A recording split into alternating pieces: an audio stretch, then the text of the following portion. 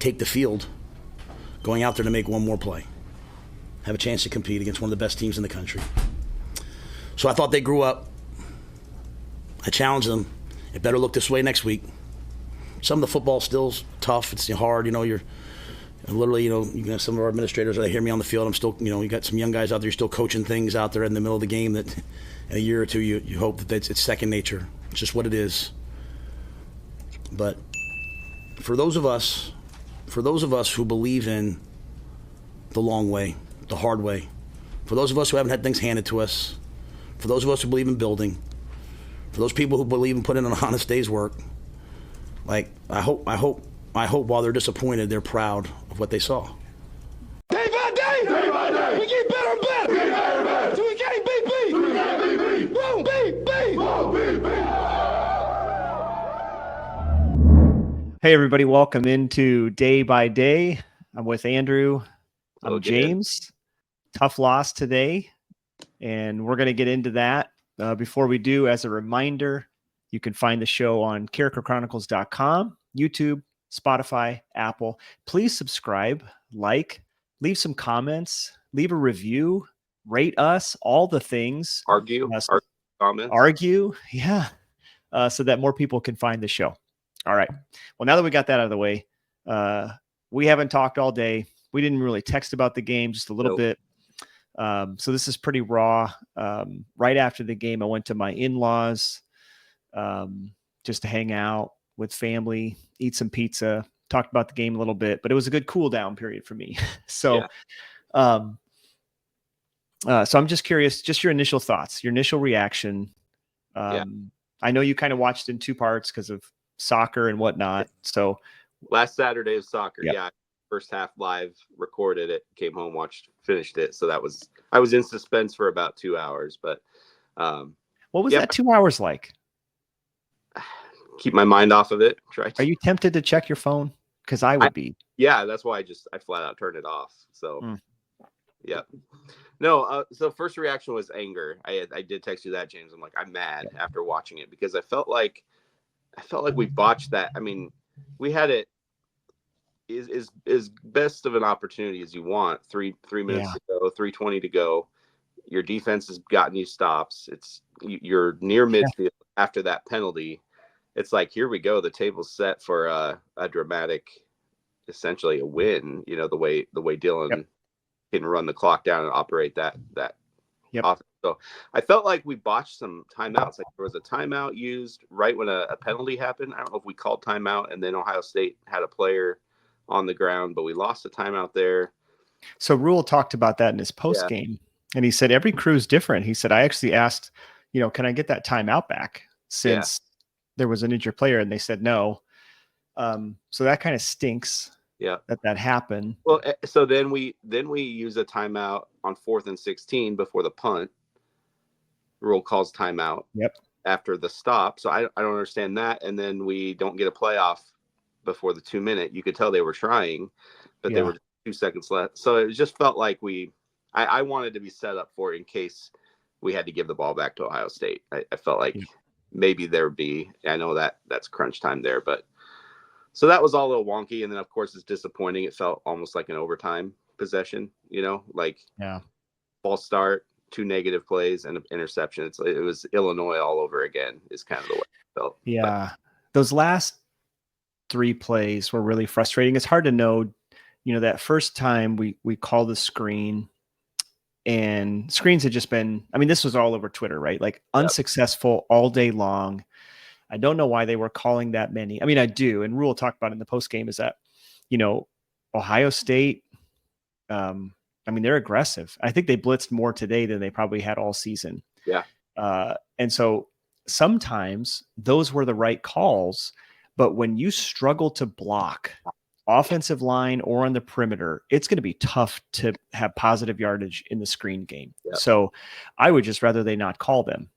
The second screen, Dylan was doing some checks at the line. I wonder if he checked into that play. Yeah. Which he saw something. It was the right call, I think. Was that the one to Johnson? The guy made a good tackle. Yeah, kind of blew it up.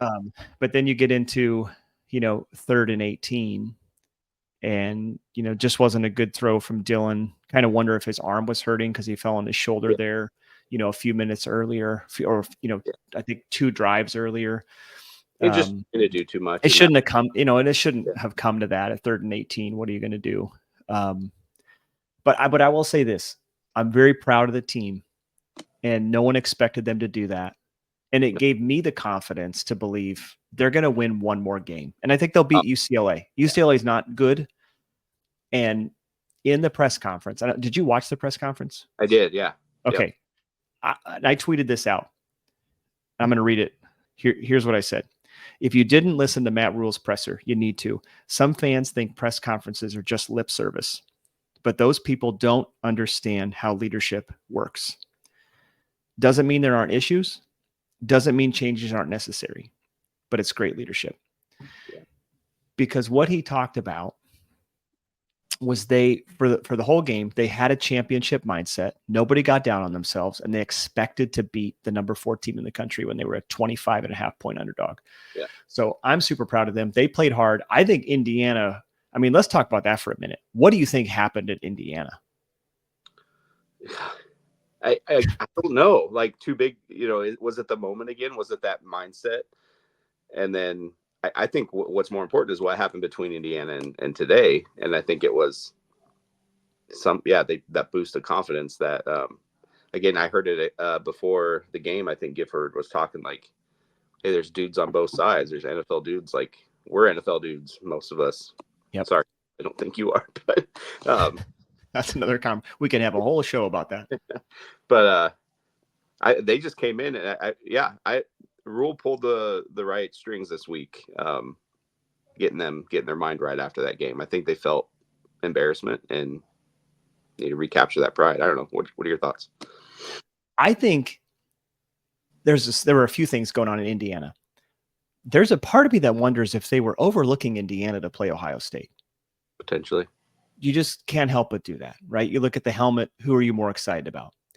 Second thing is you kind of run into a buzzsaw at Indiana. It was just like perfect storm. Sellout crowd, big noon kickoff. And then you just didn't match the emotional intensity of Indiana. Coming off high, I think we were a little right as well. And then the third thing, and this was the most telling after Indiana, was it this week during the press conferences with the coordinators, where Tony White said, I got stupid. And I didn't even need to hear anything else that he said after that. But what it told me was that he didn't play his base defense so his guys could play fast and free and without having to think too much. And I think what you saw today, there were some wrinkles for Nebraska on defense, but you saw guys play fast and free and hard, and they didn't have to think. We had a couple busts. Singleton is struggling. Yeah. And outside of the pick that again came right to him, Hartzog is struggling. Yeah. And I think they're struggling. Not Singleton. Hartzog's probably out of position. He probably shouldn't be playing corner to begin with. Yeah.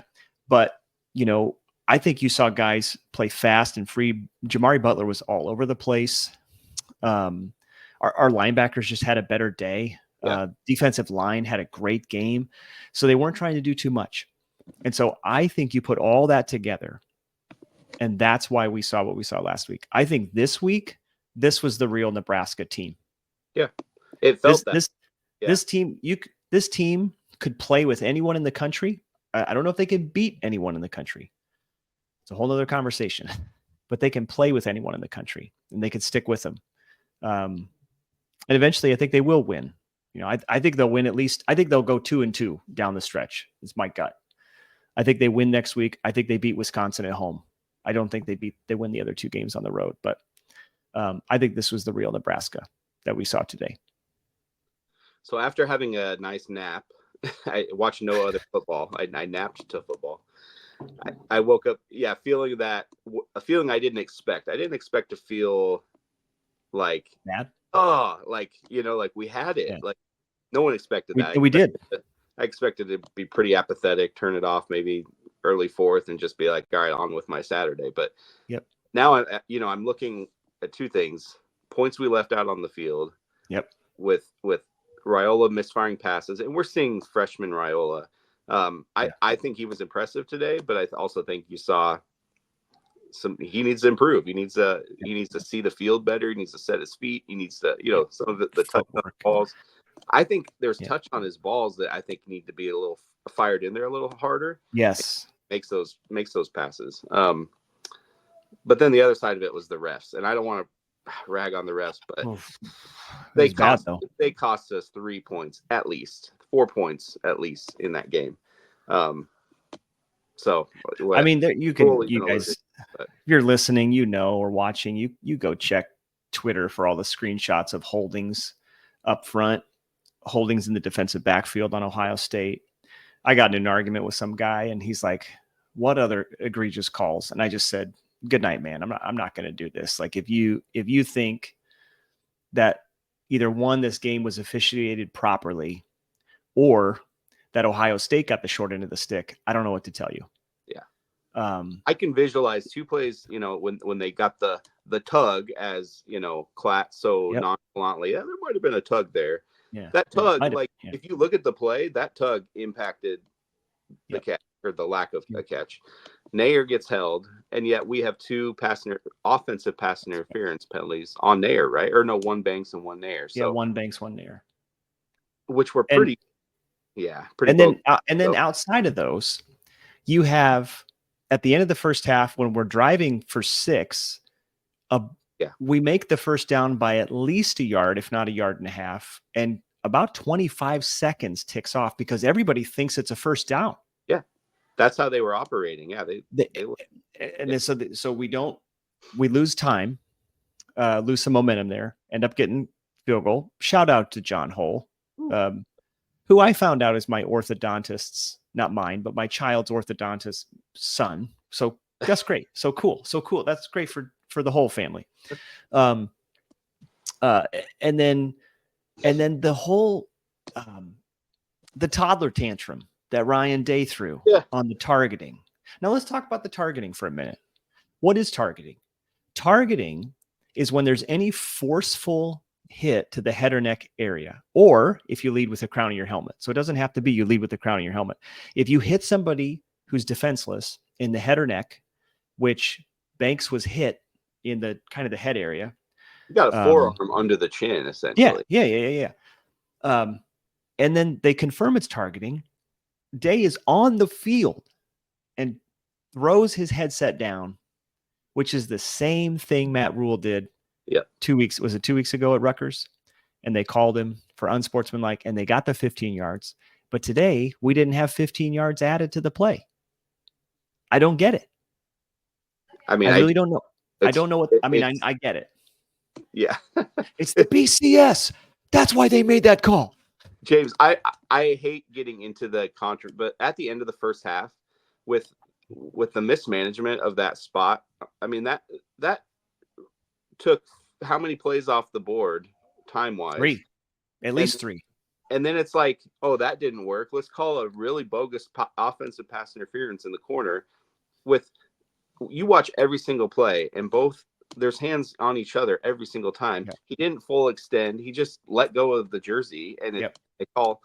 So I was fuming. I mean, I felt like this is keeping Ohio State in the playoff picture. Like it just my kids were fuming.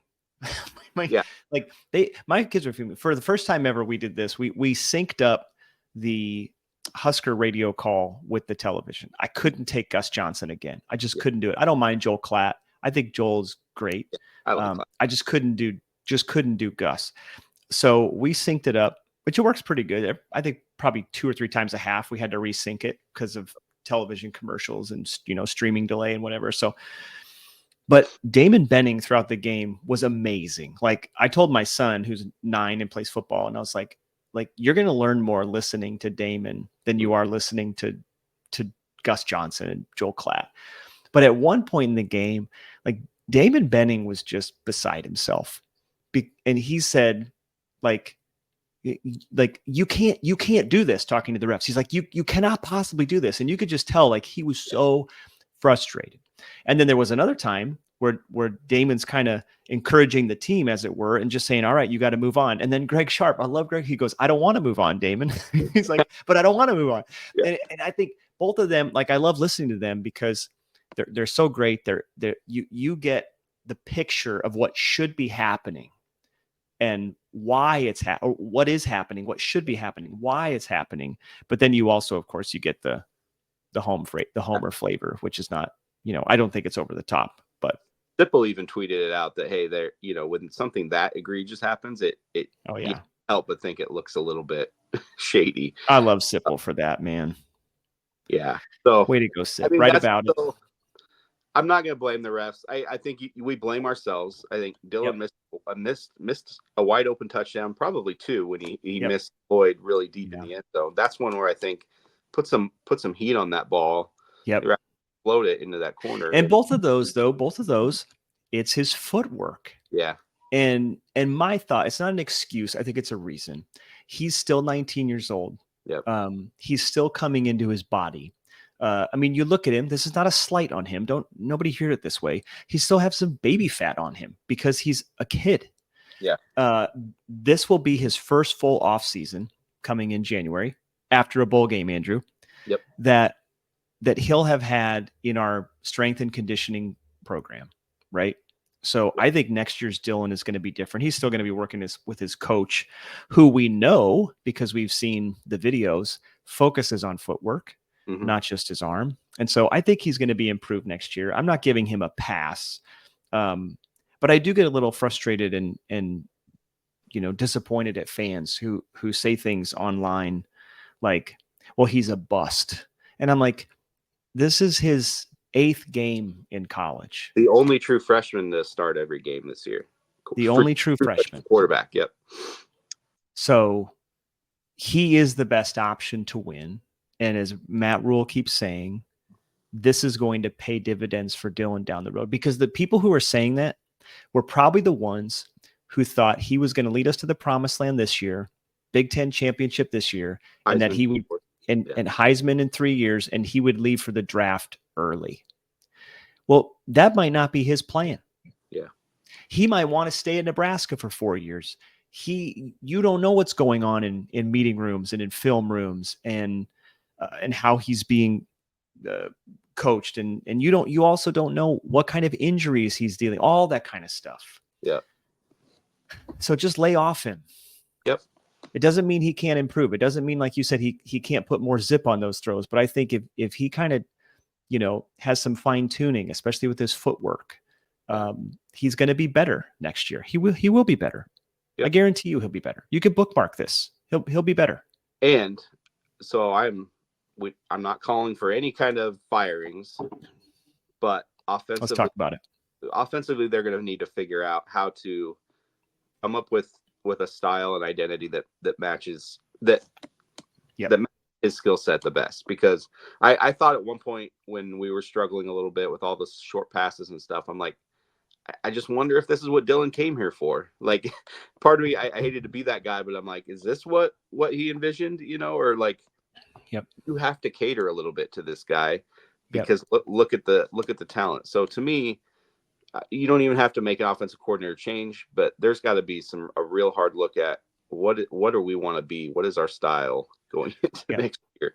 And that all comes down to personnel and weapons and all of that. But the blocking has been terrible. The blocking, I think, has definitely been something that has held this, put a little bit of a seatbelt on this offense. So, and I would say, even if the perimeter blocking was bad, or I'm sorry, even if it wasn't bad, the fact that our top guys are struggling to get open makes it even worse. Yeah.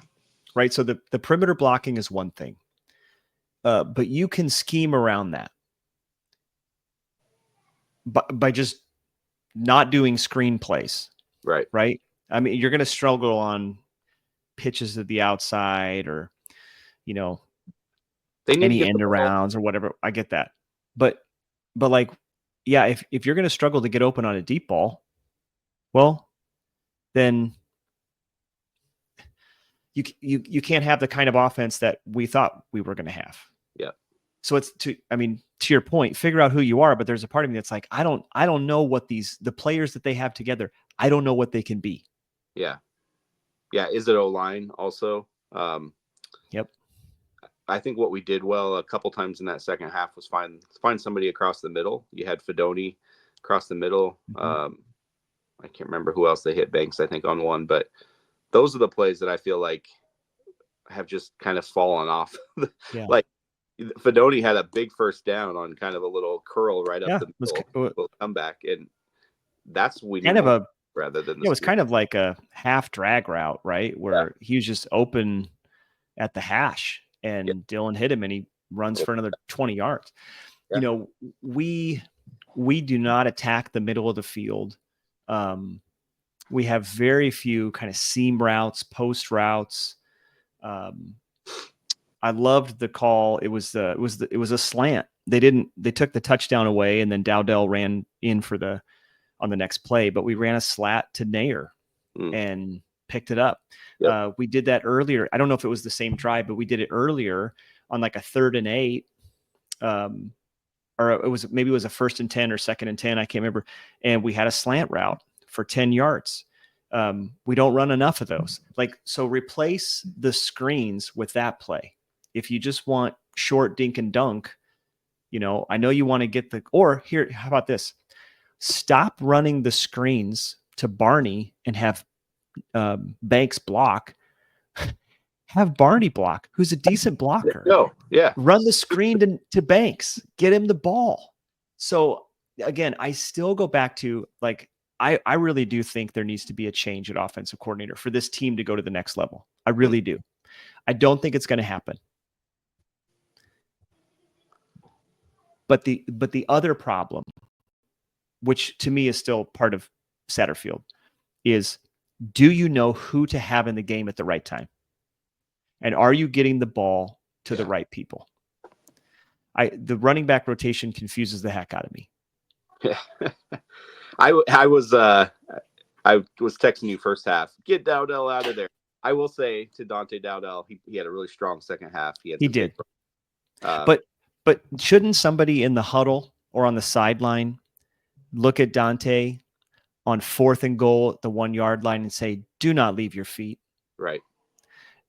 Shouldn't someone in the huddle or on the sideline look at Dante and say, "Keep your eyes up so that if you can cut back and run in untouched, you can do that"? You don't have to go into the pile because the call is into the pile. Yeah.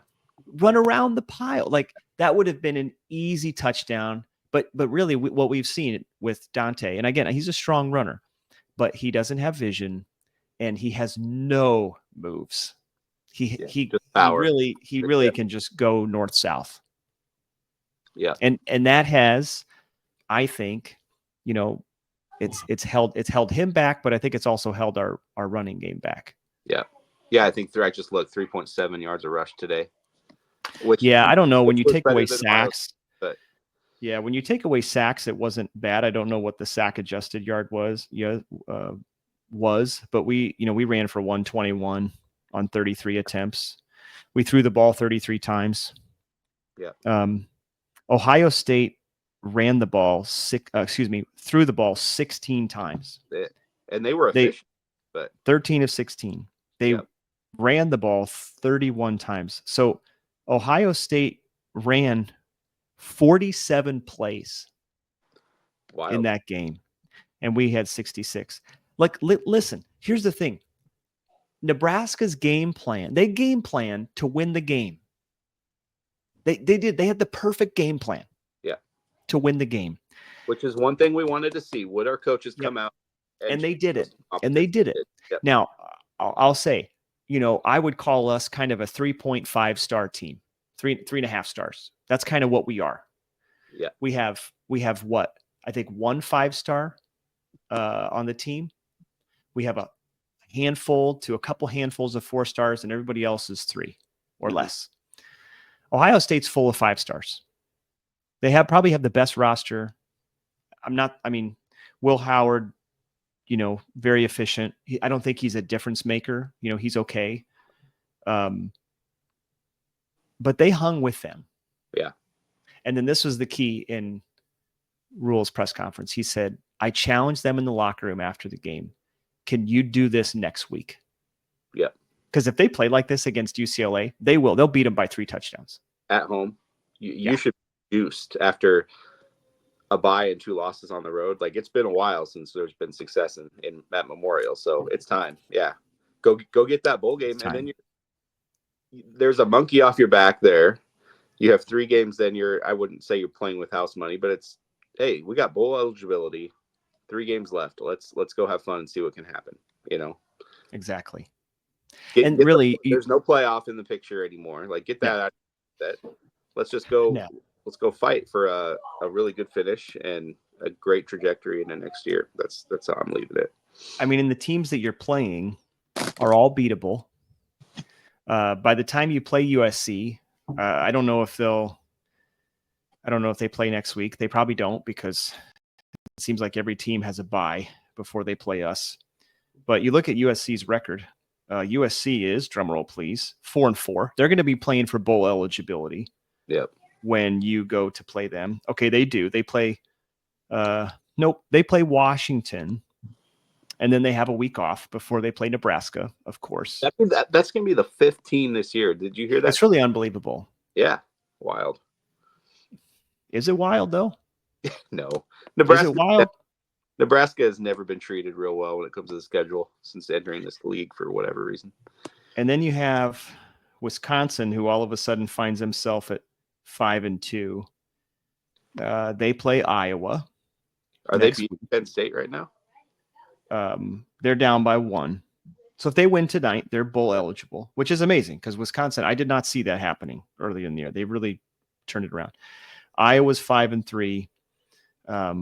They crushed Northwestern today.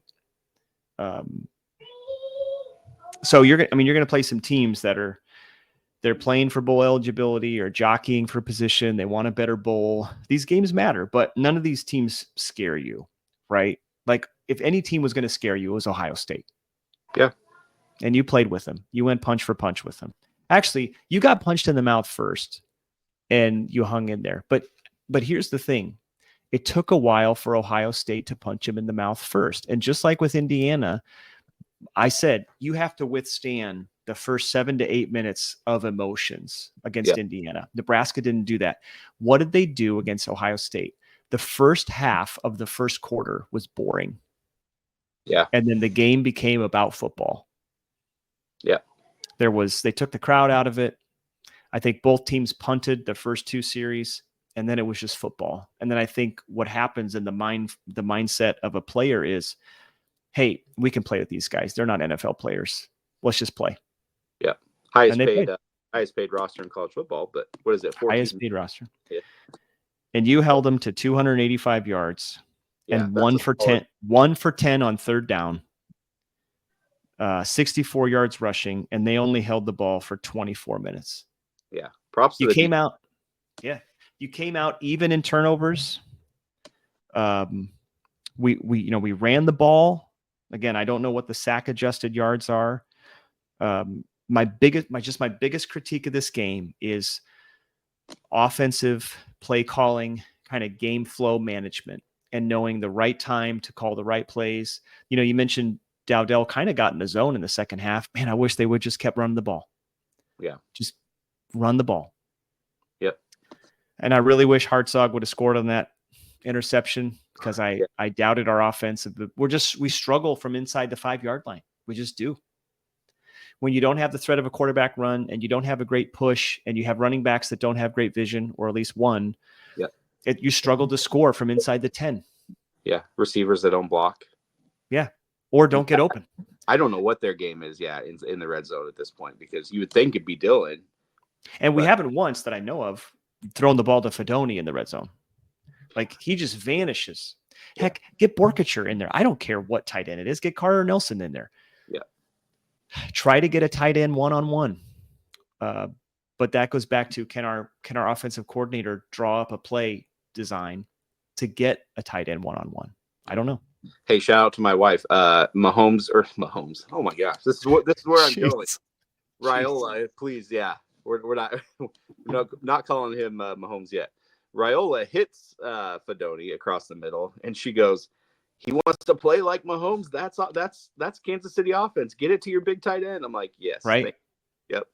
Doesn't Travis Kelce doesn't he lead the team? And I don't follow the Chiefs, so I don't know this. Oh, those two, yeah. He's what makes their offense go. And I wish I would go through Fedoni. Gosh, I wish we used our tight ends more. Yeah. I don't even care if tight ends can block. If you can run and get open, get the ball. They're big. Yeah. Man, we should have won the game. I think we outplayed them. We did. I think we outplayed them. Outplayed them. Yep. We didn't have the explosive plays. We talked about this in our preview. I thought Nebraska needed some explosive plays to score, and we didn't get them. No.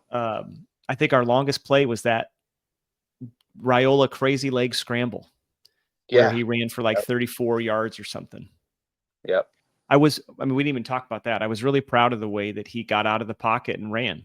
And again, I think with conditioning and, a retooled body over the winter and summer, he's going to be even in better shape to run next year. That's a weapon that I think teams could overlook, yep. and he showed that today. So yeah, develop that for sure. All right. You got anything else before we sign off? Sorry, I'm juiced a little bit, but really quick, Nebraska basketball game tomorrow. Exhibition. Yeah. Okay. Kicking off the season with an exhibition. I don't know who they're playing. I can't go. All right. We have volleyball on Sundays for one of our kids. No reaction tomorrow, but you'll be sure to hear some basketball content on Tuesday. Yes, we'll talk basketball. I would like to talk basketball. I would like to hear your prediction for the year. It's another kind of roster flip where we got to learn some names and some faces. Yep. My big questions are who's actually going to be the go-to scorer when we need a bucket. I'm hoping it's Bryce Williams. I think Bryce Williams needs to turn it on. Yeah. This year. Yep. So maybe we'll do a little bit of that on Tuesday because I am really confident we're going to cream UCLA. I don't think we need to talk a whole half hour on UCLA. They're 2-5. You do not, okay, now I'm getting jazzed up. You do not let a 2-5 team come into your house with bowl eligibility on the line and beat you. Right. You do not let that happen. Right. Can't let that happen. So don't let it happen. Yep. All right. Okay. Well, that's all from us in our game reaction. Appreciate you tuning in. Andrew, always good to chat with you, man. Let's talk a win next week. All right, let's do it. Go Big Red, everybody. We'll see you next time.